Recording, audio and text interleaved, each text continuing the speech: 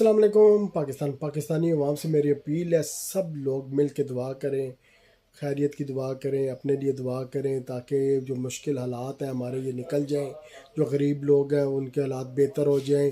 हुकूमत की तरफ से कोई उम्मीद का चांस नहीं नज़र आ रहा। हुकूमत बस कर्ज़े पे कर्ज़े ले के ये निज़ाम चला रही है, और ये निज़ाम जितने ज़्यादा कर्ज़े लेंगे उतनी ज़्यादा महंगाई होती जाएगी, क्योंकि कर्ज़ों पे फिर सूद भी अदा करना पड़ता है। फिर हुकूमत को सूद के लिए मज़ीद कर्ज़े लेने पड़ते हैं। ये हमारा निज़ाम ऐसे ही जा रहा है, ऐसे ही चलता रहेगा। आगे भी कोई बेहतरी की उम्मीद नहीं नज़र आ रही।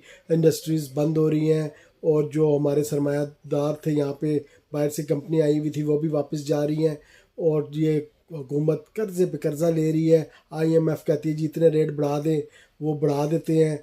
फिर कोई आगे से बात नहीं करते, जितना वो कहते हैं उतने बढ़ा देते हैं। फिर अब पेट्रोल का रेट एक दो दिन में और बढ़ जाना है, फिर गरीब ने बिल्कुल ही पिस जाना है। तो आप सबसे दुआ है कि आप करें